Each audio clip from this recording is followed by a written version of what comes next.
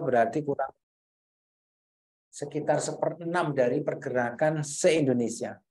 Memang sangat mungkin ini terjadi. Ya. Slide berikutnya.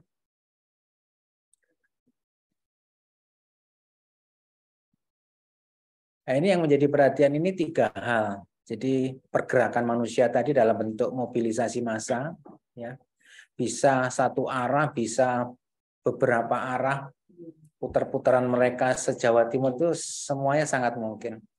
Kemudian lonjakan wisatawan, karena Jawa Timur sudah membuka akses yang luar biasa pada tempat-tempat wisata. Tapi enggak kalah pentingnya itu krisis kesehatan. Jadi tetap teman-teman kabupaten kota diharapkan menghitung, ya, kira-kira selain mudik ini apalagi kasus-kasus kesehatan yang bisa dimitigasi atau diminimalkan resikonya. Ya sangat mungkin terkait COVID. Kemarin kita sudah sampaikan di WA Group Kadinkes tentang kecenderungan kasus COVID meningkat. Ya. Kemudian KLB, kita tahu bahwa PD3 itu masih menjadi ancaman karena imunisasi yang enggak tercapai pada 2 tahun sebelumnya. Atau kasus-kasus emergensi yang lain. Jadi semua itu harus dihitung betul, dikoordinasikan dengan timnya atau lintas sektor di masing-masing kabupaten kota sehingga kesiapan Jawa Timur betul-betul bisa kita maksimalkan. Slide berikutnya. Ini data yang kemarin sempat kita share di WA Group Kadinkes, di mana kasus 2 hari terakhir cukup meningkat dari sekitar 60, sekarang menjadi tanggal 12 menjadi sekitar 150, meskipun tanggal 13 sempat turun sedikit 120-an. Angka kematian sempat naik jadi 4 tanggal 12, tapi tanggal 13 turun lagi 1. Tapi tetap secara nasional trennya meningkat. Sehingga ini juga menjadi PR kita terkait dengan protokol kesehatan. Jadi tetap mengutamakan terutama pemakaian masker pada pasien-pasien lansia. Kemudian pasien-pasien dengan komorbid. Kemudian yang punya resiko tertular. Ya, itu tetap diupayakan dimotivasi untuk menggunakan masker. Slide berikutnya. Dan ini beberapa hal tentang kesiapsiagaan potensi krisis kesehatan, yaitu kondisi darurat. Maka jangan lupa kita mengingatkan layanan kesehatannya betul-betul harus optimal. Ada yang disetting 24 jam, kemudian gimana upaya untuk evakuasi medis, terkait dengan PSC-nya, itu harus clear. Semua kalau bisa ya diuji sebelum hari libur. Diuji bahwa sistem ini bekerja. Jangan sampai nanti begitu sudah hari Lebaran, ternyata sistem nggak bekerja karena mungkin lupa, SDM-nya nggak terlatih lagi, itu perlu di-reminding. Kemudian yang kedua, antisipasi lonjakan COVID. Ya, tetap ini menjadi isu penting. Ya. Karena isu ini bukan hanya isu menyangkut layanan kesehatannya, tapi juga menyangkut isu media. Jangan sampai kita gagap pada saat memberikan informasi ke media bahwa COVID meningkat, tapi kita tidak siap dalam hal memberikan layanan. Kemudian pemeriksaan kesehatan, terutama kabupaten kota yang punya terminal, misalkan, itu diupayakan screening untuk pengemudi, terutama clear bahwa mereka fisiknya baik, kemudian tanpa dipengaruhi oleh alkohol atau narkoba dan sebagainya. Kemudian jangan lupa di tempat-tempat wisata, ya, upaya untuk pencegahan pengendalian penyakit di situ. Kemudian yang terakhir adalah lintas sektor. Lintas sektor ini penting karena moto atau tagline-nya itu yang dari pusat sebetulnya aman dan berkesan. Meskipun dari aspek kesehatan ya kita tambahi sehat dan seterusnya. Sehingga yang punya gawe sebetulnya teman-teman dari teman-teman kepolisian, Dishub, kemudian bisa dikaitkan dengan Budpar, kebudayaan pariwisata karena tempat wisata. Kesehatan lebih cenderung supporting system. Tapi meskipun supporting system tetap harus fokus, harus memperhatikan betul. Jangan sampai semuanya beres, ternyata kesehatan keteteran karena nggak siap sistem yang akan kita gunakan untuk mensupport semua layanan yang lain. Koordinasi menjadi penting. Slide berikutnya. Nah, ini beberapa hal yang lebih detail ya. Jadi tadi udah kita sampaikan, ayo dikaji kira-kira apa resiko yang terjadi di kabupaten kota. Maka upaya kita adalah penurunan resiko. Memastikan memitigasi dengan semua strategi yang memungkinkan. Jangan sampai cuti dan sebagainya itu membuat kita nggak siap dalam memitigasi upaya menurunkan resiko krisis kesehatan. Kemudian rencana kontingensi kedaruratannya harus dipastikan jalan. Kemudian jangan lupa informasi peringatan dini. Karena krisis kesehatan itu biasanya ada informasi-informasi awal yang kita harus aware. Sehingga jangan sampai liburan WA grupnya juga libur. Jangan sampai terjadi. Sehingga internal antara kepala dinas kabupaten kota dengan masing-masing kepala bidang dan staf WA-nya tetap jalan. Sehingga informasi sekecil apapun segera kita tindak lanjuti. Kemudian yang keempat, jangan lupa masyarakat perlu diingatkan terus, karena masyarakat itu user kita, dia pasti pengennya senang-senang, lupa bahwa ada aspek kesehatan yang harus ditekankan dalam bentuk PHBS. Cuci tangan, menggunakan masker, itu menjadi hal penting. Termasuk jangan lupa, makanan sehat itu penting. Sebab kadang-kadang begitu mereka masuk area wisata, makanannya nggak sehat dimakan, besoknya diare menjadi tantangan berikutnya. Jadi dipastikan bahwa ada tim yang tugasnya untuk memantau secara acak tentang kesehatan makanan di wilayah-wilayah yang banyak dikunjungi masyarakat.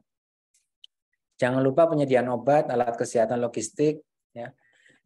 Sangat lucu kalau misalkan nanti ada kasus-kasus yang meningkat, obat nggak ada. Dan itu pasti akan nggak nyaman buat media. Dan harus betul-betul disiapkan. Slide berikutnya. Ini beberapa hal yang menjadi penekanan. Saat ini kita di area kuning. Ya. Besok kita sudah masuk area hijau. Area hijau ini bukan area libur loh ya, tapi 16-17 dipastikan sistemnya berjalan. Ya. Silakan by WA, by telepon, by apapun untuk memastikan sistem yang kita rancang ini betul-betul sudah dikomunikasikan. Karena tanggal 18 itu menjadi start kita untuk hari pertama pos kesehatan, tanggal 18 ya. Kemudian masuk ke hari libur, itu sudah mulai mudik sudah mulai berjalan, meskipun sebelumnya sudah mulai jalan, tapi liburnya mulai 19 sehingga sangat mungkin udah mulai meningkat arus mudiknya, meskipun diprediksi puncaknya tanggal 20. Idul Fitri 22-23 kita juga masih menunggu apakah sama Idul Fitrinya. Kalau berbeda berarti ya tanggal 21 milik teman-teman Muhammadiyah, tanggal 22 milik pemerintah atau NU, tapi yang jelas semangat kita sama, semangat untuk Lebaran bersama. Tidak perlu harus friksi hari raya yang berbeda jadi masalah. Kemudian puncak arus balik diprediksi tanggal 25. Tetap harus fokus teman-teman semuanya. Dan nanti puncak arus balik kedua tanggal 1 kurang lebih. Dan itu disetting persis dengan penutupan posko. Ya. Jangan lupa selama proses ini teman-teman Kadinkes ya melalui tim-tim yang sudah ditata cara kerjanya terus memantau Pasienkes maupun pos kesehatan. Dan itu ada sistemnya yaitu di area biru itu yaitu pencatatan dan pelaporan serta analisis evaluasi harian yang harus dilakukan. Karena kalau kita punya laporan harian diharapkan semuanya bisa melihat mana yang punya potensi, mana yang kita bantu untuk mencegah atau memitigasinya. Slide berikutnya. Ini fokus kesiapsiagannya dalam tanda kutip kalau ada kecelakaan lalu lintas, di situ ada Vaskes, Poskes, PSE harus dimaksimalkan. Ada dua hal di situ, alur mudik balik dan area wisata. Itu sangat rentan terhadap kecelakaan lalu lintas. Kemudian terkait mobilisasi, terminal-terminal, rest area, jalan tol, ya itu juga harus dimaksimalkan untuk vaskesnya, poskesnya, ya. Termasuk tadi udah kita sampaikan kalau area seperti ini lebih aman, vaskesnya kalau bisa 24 jam, ya sesuai dengan arahan dari Ibu Gubernur dan Polda untuk memastikan bahwa mobilisasi masyarakat terkait dengan kemungkinan terjadi kecelakaan itu betul-betul bisa dibantu secara maksimal. Ya. Kemudian jangan lupa pengemudi itu menjadi isu penting karena ini orang pengen cari uang sehingga kadang-kadang nggak memedulikan fisiknya, entah itu mohon maaf bis umum maupun yang disewa. Seringkali yang disewa pun mungkin mobilnya karena dipaksakan pas lagi tinggi-tingginya yang membutuhkan sehingga kadang-kadang nggak bagus kondisi mobilnya itu juga perlu dipastikan, plus kalau kita fokus pada pengemudinya, dipastikan mereka posisi betul-betul fit secara fisik maupun psikologisnya. Kemudian promosi tadi sudah kita sampaikan ya, masyarakat jangan sampai lengah bahwa kita masih punya kemungkinan masalah di bidang kesehatan. Sedangkan yang terakhir yaitu vaksin. Bapak Ibu, vaksin ini isu yang spesial karena di pusat relatif sudah nggak ada, terutama yang dari merek Pfizer. Yang ada kita punya Inavac sama Indovac, itu pun hanya cocok untuk yang primernya Sinovac. Ya. Itu pun cocok untuk yang belum pernah vaksin sama sekali. Jadi yang belum pernah vaksin silahkan masuk vaksin 1. Tapi yang untuk booster hanya boleh dalam tanda kutip untuk yang primernya Sinovac. Yang Indovac masih bisa yang primernya AstraZeneca. Ya. Dan ini tetap harus dikaji apakah area-area tertentu mungkin ada pos-pos vaksinnya, ya, terkait dengan ketersediaannya apakah cukup ketersediaan vaksin. Yang jelas isu nasional, statement dari Pak Presiden tetap mendorong untuk booster 1 dan 2. Slide berikutnya. Ini hal yang khusus adalah tadi udah penyampaian media promosi sehat, aman, selamat. Jadi betul-betul berangkatnya sehat, aman, selamat, pulangnya juga sehat, aman, dan selamat. Vaksin tadi udah kita bahas. Terus, nah ini penting ini. Kalau ada layanan-layanan kesehatan swasta atau yang dari masyarakat, tolong itu menjadi bagian dari Dinas Kesehatan setempat untuk merangkul supaya mereka tidak seakan-akan menjadi layanan yang liar. Ditarik masuk sistem, mereka didorong untuk tetap membuat laporan sehingga kita bisa memonitor. Jadi monitor bukan hanya dari punya pemerintah tapi dari swasta atau dari masyarakat. Terutama di tempat-tempat wisata atau tempat-tempat strategis. Kemudian mereka yang membuat lokasi pos pelayanan kesehatan harus memberitahukan ke kepala dinas kesehatan masing-masing dan kita butuh di provinsi untuk data-data itu semua sehingga semua bisa terkolaborasi dengan baik. Kemudian ambulan, kemudian untuk puskesmas, klinik dan rumah sakit tadi sudah kita sampaikan siaga 28 jam on-site khusus untuk area-area, bukan khusus, terutama untuk area-area yang pakai untuk jalur mudik dan teman-teman. Karena di situ punya resiko. Di luar jalur itu apakah boleh 24 jam? Boleh. Karena kita nggak pernah tahu masalah apa yang terjadi. Sehingga makin safe kita memberikan kesiagaan, tentunya makin aman untuk masyarakat yang akan mudik. Kemudian untuk yang rumah sakit khususnya, selain ada jaga on-site spesialis, ya, boleh ada jaga on-call. Dalam tanda kutip on-call juga harus dihitung berapa lama setelah dipanggil itu spesialisnya datang. Ya. Jadi jangan sampai on-call tapi datangnya berjam-jam. Itu kita hindari. Tetap dipastikan kalau bisa ya secepat mungkin bisa ada dan ada tim darurat yang bisa mengatasi sebelum spesialisnya datang. Untuk rumah sakit besar seperti Rumah Sakit Dr. Stoma atau RSSA, yang kita pahami mereka sudah punya buku panduan biasanya. Dan itu kalau bisa buku panduannya kalau memang sudah dibuat, kirimkan ke kami supaya kita juga bisa memantau layanan-layanan yang ada di masing-masing puskesmas maupun di masing-masing rumah sakit. Di situ ada juga sistem rujukan melalui PSC, maksimalkan, ya. Kemudian ada SPGDT dan Sisrut. Terus tadi sudah kita sampaikan pemeriksaan kesehatan untuk pengemudi, dan jangan lupa ruang dan tempat tidur isolasi masih penting karena kita belum selesai berhadapan dengan COVID. Slide berikutnya. Ruang istirahat. Dan ini Vaskes yang kita punya ada 969 puskesmas dimaksimalkan, ya.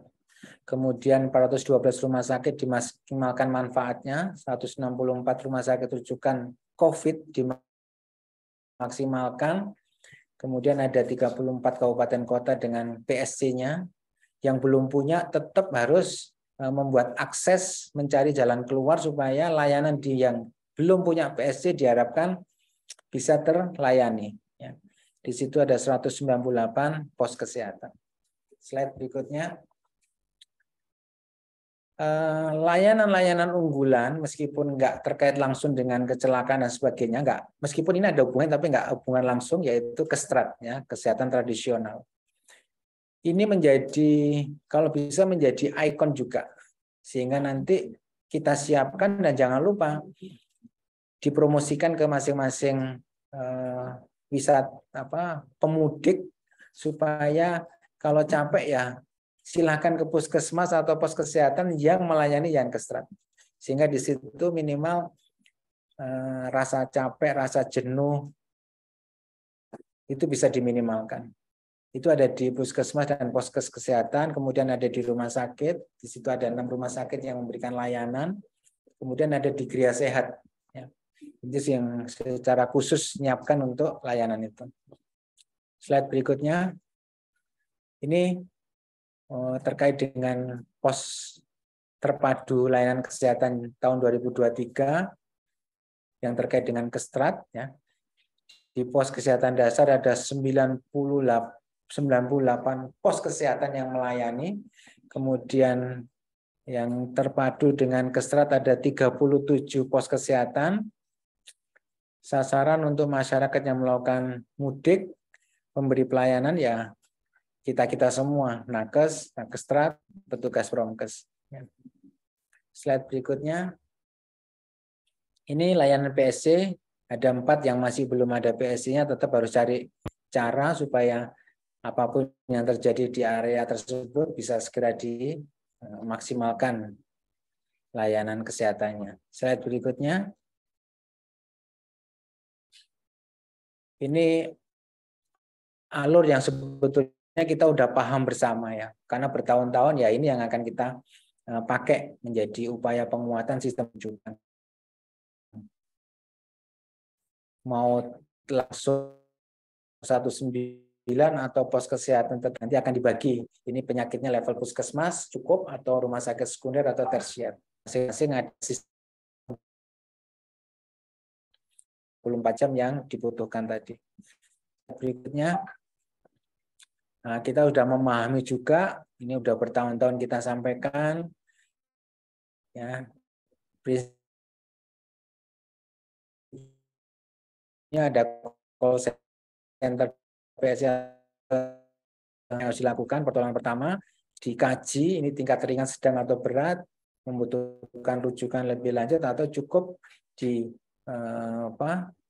perawatan UGD, puskesmas, atau tidak membutuhkan layanan lanjutan. Yang penting semuanya tujuannya sama, dapat ditangani dengan baik. Slide.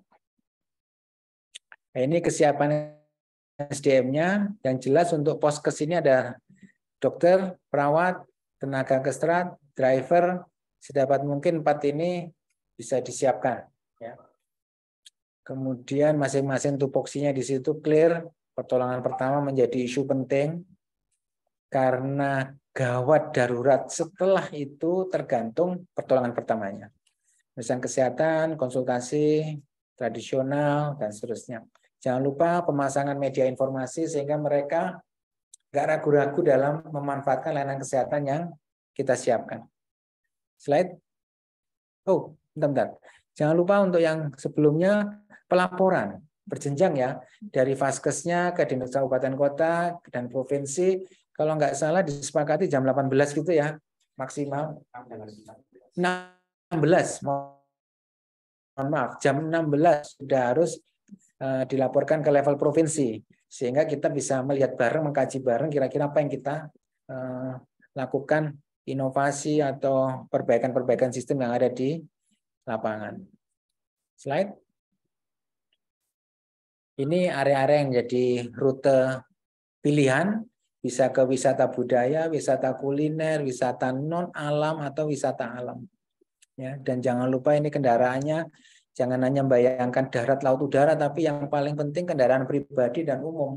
Ya, termasuk, mohon maaf, sepeda motor itu yang rawan sekali. Ya. Slide berikutnya. Ini untuk cek atau screening pengemudi bus. Ya, ini sudah kita lakukan di Purabaya tanggal 12-13 sama Terminal Trenggalek. Nanti rencana di Arjosari Malang pada saat mudik gratis maupun di Terminal Situbondo. Isu yang paling penting adalah alkohol dan amfetamin itu. Ya, ini menjadi isu penting. Meskipun buta warna lapangan pandang juga penting pada saat itu membutuhkan sopir atau driver yang betul-betul secara fisik prima. Ya. Gula darah hati-hati. Ya, kadang-kadang gula darah tinggi itu memberikan resiko-resiko problem di jalan untuk drivernya. Ya. Sasaran kurang lebih 500 sampai 600 pengemudi bus antar kota, antar provinsi Jawa Timur. Slide berikutnya. Dan ini beberapa area yang diharapkan bisa menyelenggarakan pemeriksaan terhadap pengemudi. Ya. Sidoarjo, Sumeneb, Banyuwangi, Pacitan, Blitar, Trenggalek, Tulungagung, Ponorogo, Probolinggo, Kota Madiun, dan Bojonegoro. Ya. Kemudian di Fasum juga kita minta bantuan, acak aja lah inspeksi tempat pengolahan pangan dan tempat wisata. Karena kita enggak, ya kalau bisa jangan sampai terjadi makanan-makanan yang diedarkan ini makanan yang banyak mengandung bahan pengawetnya, boraks, formalin, dan yang paling penting bukan dari bahan-bahan yang menyebabkan kasus-kasus diare misalkan, makanan yang enggak basi atau yang kurang higienis ya. Itu kadang-kadang perlu kita bantu supaya jangan sampai terjadi kasus-kasus yang enggak perlu. Slide berikutnya. Ini edukasi clear ya. Mulai dari pemerintah pusat, pemerintah provinsi sudah nyiapkan, tinggal mana yang mau dipilih ya. Di situ ada penyiapan media, publikasi, pergerakan sasaran, monitoring media. Ini semua sebaik mungkin disiapkan supaya edukasi ini memberikan perhatian buat pemudik. Jangan sampai mereka hanya fokus pada ngabisin uang untuk kegiatan-kegiatan wisata tanpa paham bahwa mereka butuh informasi supaya tetap sehat, aman, dan selamat. Slide berikutnya. Ini sasaran komunikasinya, pemudik nomor 1, yang lainnya ya pengemudi, pengelola tempat layanan, pelaku bisnis wisata, petugas lapangan, Fasiankes, Nakes. Ini ada beberapa narasi, mudik aman, sehat itu aman itu artinya apa, sehat artinya apa, selamat artinya apa. Ya. Ini harus digaungkan terus supaya mereka fokus. Slide berikutnya. Ini medianya, silahkan mau disetting apapun, online, cetak, sosial, luar ruang. Ya. Mau format komunikasi seperti apa, yang jelas kita jangan mau kalah dengan isu hoax dan sebagainya. Kita harus tetap lebih banyak tampil di area-area media sosial untuk memastikan masyarakat kita paham bahwa kita memfasilitasi itu semua. Slide berikutnya. Oh, ini ada pesan kunci ya. Mana kembali sebentar. Kembali sebentar. Ada pesan kunci, jangan lupa masker. Khususnya kelompok-kelompok yang tadi saya sebutkan. Lansia, komorbid, kemudian punya faktor resiko, atau mungkin saat itu lagi flu ya masker lah. Ya. Cuci tangan, aplikasi, ya. manfaatkan poskes, bawa hand sanitizer. Soalnya kadang-kadang air juga belum tentu bisa tersedia, maka hand sanitizer menjadi isu penting. Rokok, kemudian istirahat setiap 4 jam, meskipun nggak mudah memberikan edukasi istirahat setiap 4 jam itu, karena rata-rata pengen cepat sampai, ya, sehingga potensi kecelakaan juga meningkat. Vaksinasi ini menjadi isu yang berbeda. Yang penting kalau ada vaksin dan itu memungkinkan, silakan. Terutama untuk booster 1 dan booster 2. Slide berikutnya. Ini media edukasinya, silakan dipilih sendiri mana yang dianggap cocok untuk area masing-masing. Slide berikutnya. Wah, ini contoh-contoh media edukasi. Ini harapan kepada Dinas Kesehatan. Ini bisa dicatat. Ya, jadi prinsipnya edukasi menjadi isu penting. Kalau bisa sampai level tingkat puskesmas. Kalau bisa lagi ya silakan pilihan. Mau disetting sampai kader atau apapun, yang penting mereka paham bahwa kita menyiapkan sesuatu yang lengkap. Kemudian tagline-nya untuk dari Kementerian Kesehatan, mudik aman, sehat, dan selamat. Ya, lebih mudah dengan ucapan ayo Mas. Ya, betul ya. Mas itu mudik aman, sehat, selamat. Kasihan mbaknya ini nggak dapat ini. Tapi yang jelas ini isu dari Kementerian Kesehatan. Kalau isu nasional, kalau nggak salah aman dan berkesan. Ya, nggak usah bingung dengan tagline. Yang jelas dua-duanya bisa kita pakai. Kemudian redesign silakan untuk promkesnya, edukasi masyarakat, pastikan bahwa mereka paham bahwa kita melayani mereka dengan lengkap. Kemudian, nah ini laporannya. Laporan clear jam 4 sore sudah bisa kita terima dan bisa kita analisis bareng. Slide. Kepada lintas program titip, ya, jangan sendirian, tetap koordinasi dengan teman-teman dari Polres, Polsek, teman-teman dari Dishub, teman-teman dari Dinas Pariwisata kalau memang ada, atau siapapun yang terkait dengan isu menyiapkan mudik secara bersama-sama. Kemudian informasi tadi udah kita sampaikan, kalau bisa ya titip mereka supaya mereka juga memberikan edukasi terkait dengan bidang kesehatan meskipun mereka dari Dishub misalkan atau dari kepolisian. Kemarin kita sempat detailkan dengan Dishub dan kepolisian karena mereka kemarin sempat nanyakan ke kami, kira-kira ada punya daftar nama enggak rumah sakit se-Jawa Timur. PSC aja udah cukup. Dengan PSC itu sistem akan membagi sendiri kira-kira mana yang paling dekat untuk dipakai sebagai layanan rujukan. Slide berikutnya. Ini kemarin SE kesiapan mudik. Nanti kita akan menyampaikan juga surat edaran dari kami Dinas Kesehatan kepada Dinas Kesehatan Kabupaten Kota dan rumah sakit yang bisa menjadi dasar untuk menggerakkan sistem yang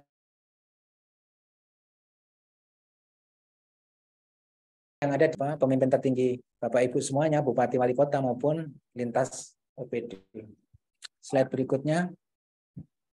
Nah, ini yang terakhir, apa yang kami lakukan ini sesuai dengan urutan.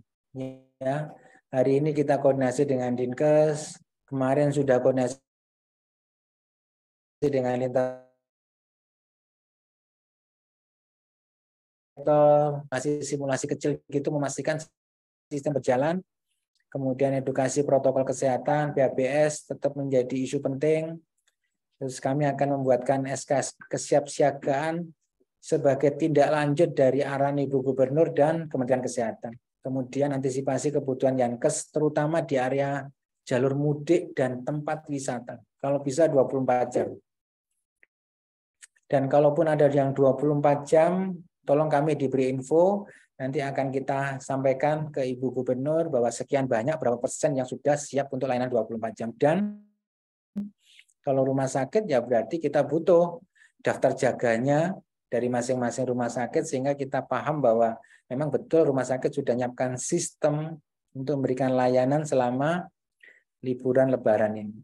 Dan yang terakhir, pemantauan, laporan, Yang kita butuhkan harian maksimal jam 4 sore. Ada yang belum saya baca ulang yaitu screening buat pengemudi.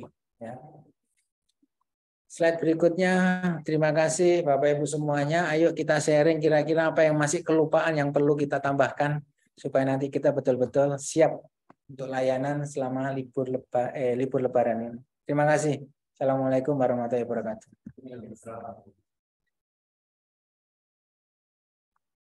Matur nuwun Bapak Kadinkes. Monggo Bapak Ibu sekalian, rasanya kita tinggal menghitung hari untuk menuju hari Lebaran ya.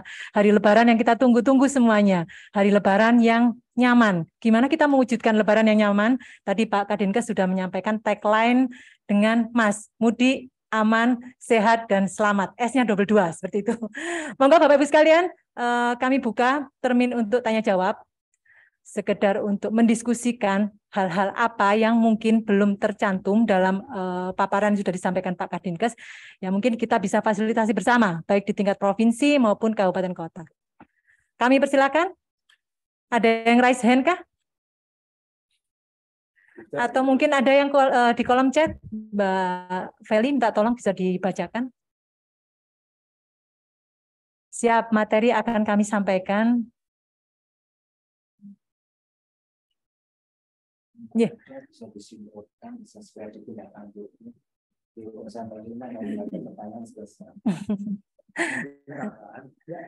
Ya, monggo Pak Yudi.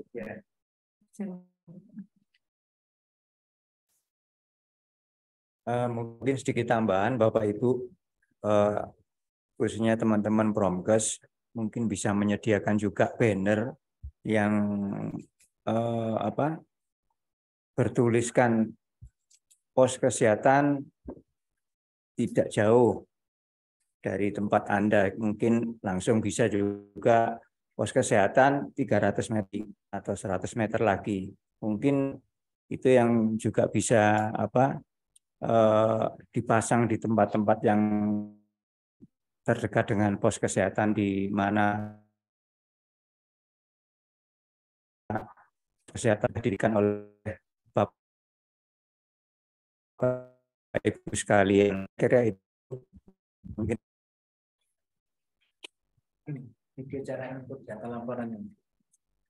Untuk format pelaporan, mohon izin Bapak Ibu sekalian, untuk format pelaporan khusus untuk tahun ini, kemarin Kemenkes sudah membuat aplikasi. Nah, aplikasinya ini masih kita tunggu 1-2 hari ini, karena aplikasi tersebut akan dicobakan dulu. Memang sedikit terlambat ya, tapi nggak apa-apa, kita tunggu aplikasi yang akan di-sharekan oleh Kemenkes. Sehingga nanti pelaporan yang seperti disampaikan Pak Kadinkes tadi, yang berjenjang mulai dari pos kesehatan, kemudian dilaporkan ke kabupaten kota, kemudian langsung ke provinsi, dan langsung ke pusat, ini akan langsung dapat ditarik secara cepat dan tepat. Itu mungkin harapan dari Kemenkes. Mbak Feli, apakah perlu di-sharekan? Nanti untuk aplikasi atau sistem pelaporannya akan kita susulkan lagi, Bapak. Mohon izin. Soalnya aplikasinya masih dibetulkan oleh Kemenkes, karena nanti harapannya aplikasi ini akan sebagai pelaporan tingkat nasional, bukan hanya di Jawa Timur saja, sehingga ini memang perlu lebih detail lagi disiapkan oleh kementerian. Begitu. Mungkin ada pertanyaan di kolom chat kah, Mbak Feli? Oke, linknya akan kami tampilkan. Mungkin Bapak Ibu sekalian bisa langsung mengakses link yang sudah kita siapkan. Ya, nanti materi ini akan kami sampaikan, kami kirimkan lewat grup. Kita sudah membentuk grup mudik, Bapak Kadinkes, di samping grup di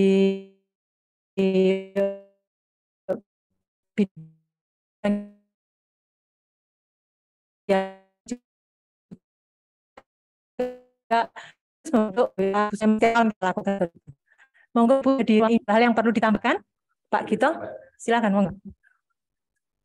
Mohon izin Pak Kadinkes, ini terkait libur yang panjang, ada KLB di Jawa Timur itu khas. Salah satunya adalah difteri, campak, pertusis juga mulai banyak di Jawa Timur, leptospirosis juga banyak, sehingga teman-teman di kabupaten kota mohon disiapkan tim serta logistiknya sehingga siap dengan segala sesuatunya, termasuk juga dengan tim-tim yang terkait dengan kebencanaan, karena bencana juga masih mengancam kita setiap saat. Terima kasih.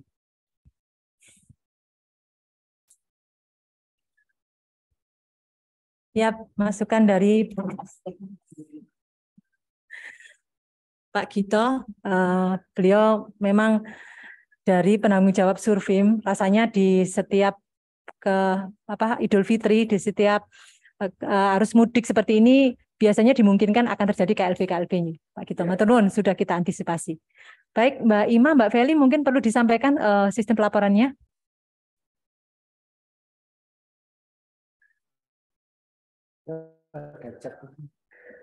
Mbak Feli, bisa dibantu buka?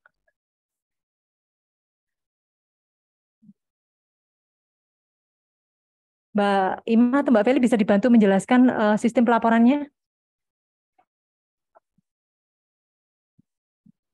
Baik, terima kasih tadi saran dari Pak Yudi ya. Jadi mungkin dari kabupaten kota bisa membuat semacam informasi pemberitahuan bahwa mungkin pos kesehatan nggak jauh lagi, sehingga mungkin bagi para pemudik yang akan istirahat setidaknya sudah mengantisipasi, oh sebentar lagi kita akan istirahat di rest area yang sudah disiapkan oleh pemerintah. Kemudian regulasi-regulasi, tadi sudah disampaikan Bapak Kadinkes, ada surat edaran dari Kemenkes, mungkin yang akan ditindaklanjuti oleh surat edaran dari Kadinkes Provinsi. Ini yang akan kami sampaikan kepada Bapak Ibu Kabupaten Kota, semoga bisa ditindaklanjutin di jajarannya. Baik, Mbak Feli, bisa menyampaikan sistem pelaporannya? Sekaligus jawab chat tadi ya, ada kaitannya dengan ini.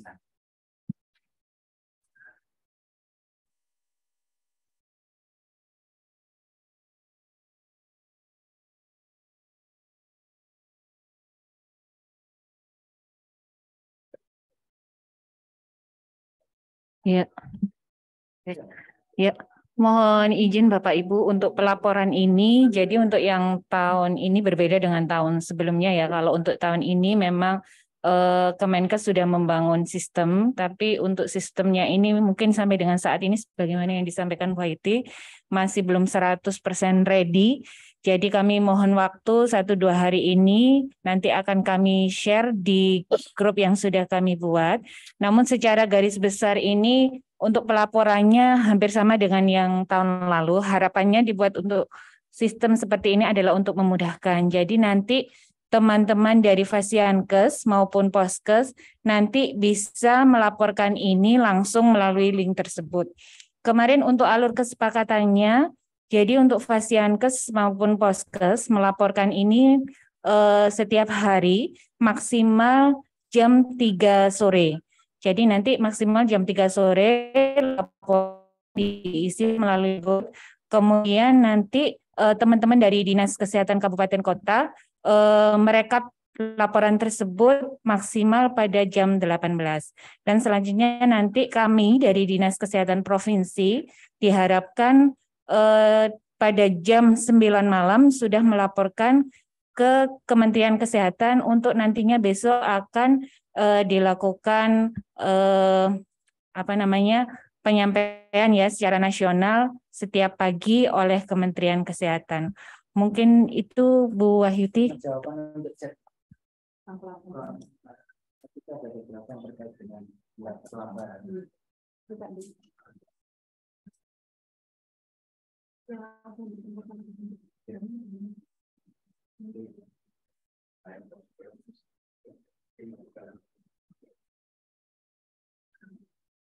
Ya, untuk pertanyaan, apakah pelaporan yang akan disampaikan oleh Dinkes Kabupaten sama formatnya seperti link?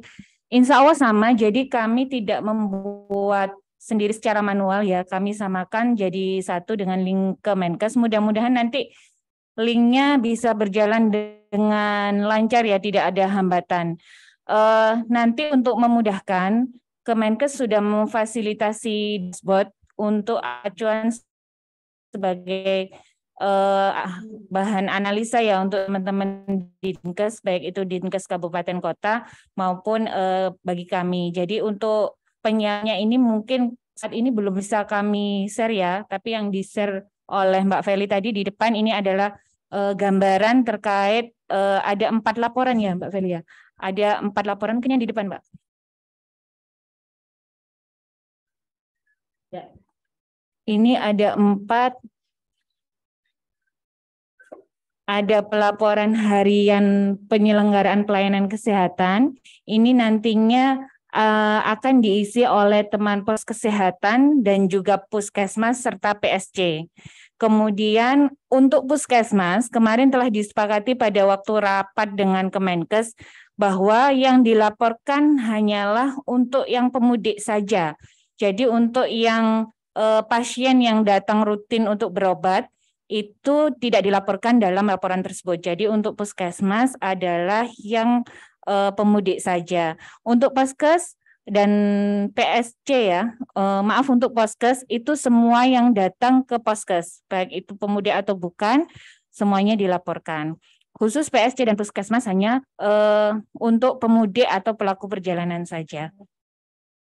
Kemudian untuk pelaporan ke Strat, insya Allah jelas ya seperti tahun lalu formatnya. Terus untuk pelaporan pemeriksaan pengemudi bus, ini dilaporkan sesuai dengan pelaksanaan di kabupaten kota. Jadi tidak pada masa mudik ini saja, tapi sesuai dengan event yang dilakukan oleh Dinas Kesehatan Kabupaten Kota. Kemudian yang terakhir, itu ada laporan pemantauan ya, monitoring kesiapsiagaan mudik. Ini diisi oleh seluruh poskes, ya, seluruh poskes 1 kali saja selama masa kesiapsiagaan mudik. Mungkin nanti Bapak Ibu bisa membuka linknya. Kalau ada yang kurang jelas nanti bisa kita diskusikan di WAG Group ya, di grup yang sudah kita bentuk. Terima kasih itu Bu Ayuti. Oh ya, ada lagi. Ada. Dashboard untuk saat ini memang masih dilengkapi, belum ada, Bapak Ibu.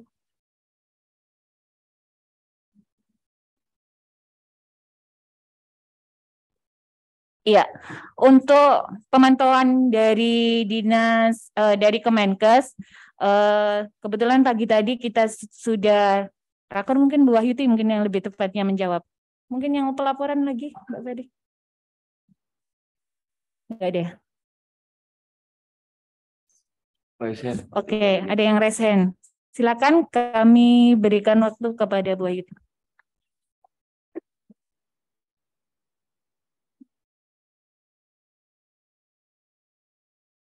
Yang raise hand dari kabupaten mana?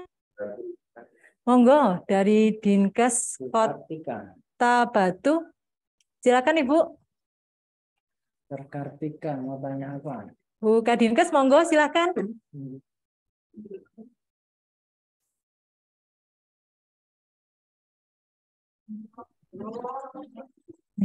Ya, terima kasih. Saya dari Dinkes Kota Batu mau menanyakan untuk jenis di form jenis pos pelayanan ya. Di situ ada pos kesehatan terpadu dan pos kesehatan, di mana di Kota Batu itu untuk pos kesehatan jadi satu dengan kepolisian. Itu masuk di kategori terpadu atau bagaimana? Kemudian selanjutnya untuk pelaporan itu kan setelah jam 3 kami merekap. Lah bentuk rekapannya itu seperti apa? Total jumlah yang dilayani atau bagaimana, karena kan masih belum tahu ya untuk bayangan dari linknya nanti untuk menarik laporan itu. Baik, terima kasih. Ya, Bu Kartika, mohon izin kalau yang terkait pelaporan nanti akan kita bahas lebih lanjut ya Bu. Karena memang mohon izin Bu, saya bukan Dokter Kartika. Oh, ini siapa ini? Saya jatuh. Nggih Bu, monggo dari Kota Batu. Dari Kota Batu, Bu Jatu, mohon izin kalau terkait pelaporan, memang kami masih pending ya Ibu, karena memang aplikasi yang disiapkan Kemenkes lagi proses penyiapan. Jadi belum 100%. Baik. Bu Tati mungkin bisa menambahkan? Apa bedanya pos kesehatan? Untuk pos pelayanannya itu. Kalau di kabupaten kota biasanya memang antara pos kesehatan dengan pos kepolisian ini bersatu nih, jadi satu tempat. Nah, ini memang pelaporan juga kami harapkan dari pos tersebut, Ibu. Enggak, maksudnya kita masuk dalam kategori yang terpadu atau cukup pos pelayanan aja, kan ada pos pelayanan terpadu sama pos pelayanan kesehatan kalau nggak salah. Iya Bu, itu masuk dalam pos terpadu, pos pelayanan terpadu. Oh baik. Sampun Ibu? Sudah. Ya. Mohon izin ya Bu, yang untuk masalah pelaporan masih kami akan bahas lebih lanjut di grup WA Mudi. Oh, baik Ibu. Monggo dari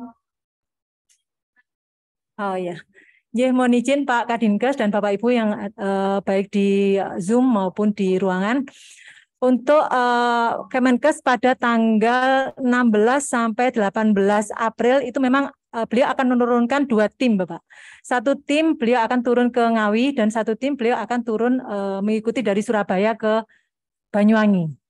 Sedangkan rutenya, kemudian titik-titik yang akan dikunjungin, ini memang sudah kita koordinasikan, baik dengan rumah sakit, karena yang dikunjungi memang bukan hanya di poskes saja, di poskes, di puskesmas maupun di rumah sakit, ini sudah kami koordinasikan melalui rapat Zoom tadi pagi ya, jam 7 sampai jam 8:30 tadi pagi. Mungkin Bapak Ibu yang hadir di sini, terutama di kabupaten kota yang dikunjungi, kemudian Pasuruan, di Puskesmas Paiton, Probolinggo, Situbondo, Nganjuk, dan Banyuwangi, mungkin secara detail sudah kita bahas di Zoom tadi pagi, Bapak. Ada yang raise hand, Mbak Ima?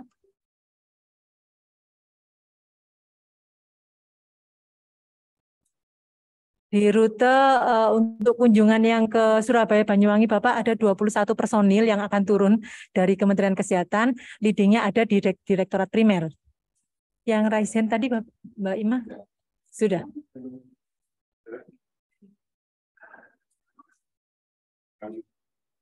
Monggo, Kabupaten Ngawi. Makasih Bu. Untuk Ngawi mau nanya, maaf kebetulan kita tadi nggak ikut kali ya Bu ya. Kita dari Yankes nggak ikut Zoom pagi. Mungkin kita bisa dikasih tahu untuk persiapan ke Ngawi itu datangnya tanggal berapa, yang dikunjungi apa aja gitu Bu. Maaf. Bu, mohon izin, mohon maaf. Yang tadi Zoom pagi itu memang khusus ke rute yang Banyuwangi, Surabaya Banyuwangi.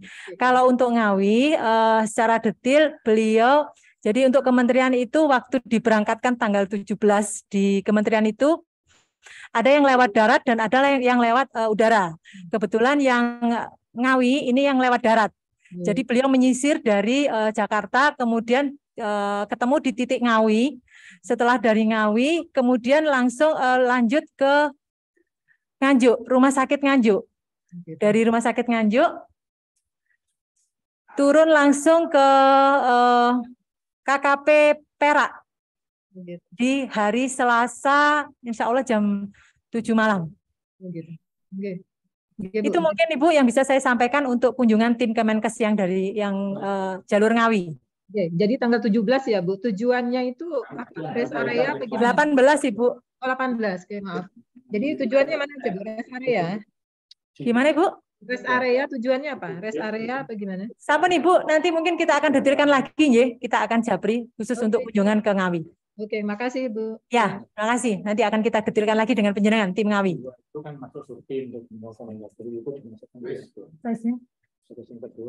atau mungkin yang di kolom chat ada yang raise hand? Sudah Ngawi. Masukkan ke Alkes Farmasi Alkes itu saja. Jadi tidak kelihatan. Sudah Mbak Feli, Mbak Ima?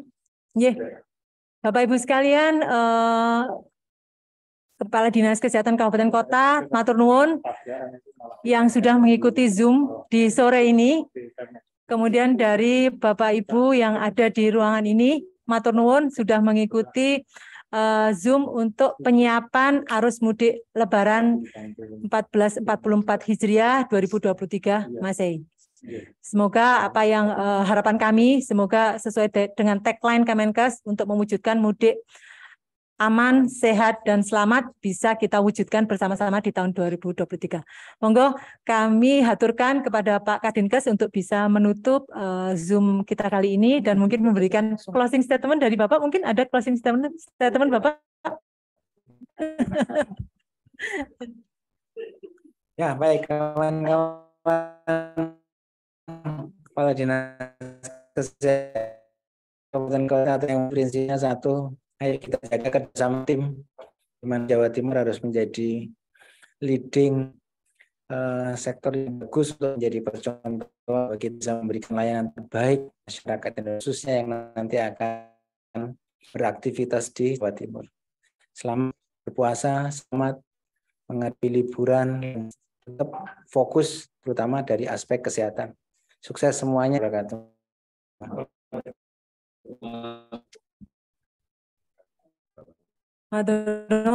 Baik, kita tutup Zoom kita kali ini dengan ucapan Alhamdulillahirabbil alamin. Semoga apa yang kita lakukan hari ini bisa menjadikan. Terima kasih. Dipoto, Bar. Bapak izin untuk bisa membuka kamera, kita akan foto dulu, mungkin akan dipandu. Saya pandu, bisa di on cam. Saya hitung 1, 2, 3. Halaman selanjutnya. Yap. 1, 2, 3. Halaman selanjutnya, Mbak. Yap. 1, 2, 3. Matur nuwun. Ada gambarnya. Oke. Ya, lanjut ya. Terima kasih ya.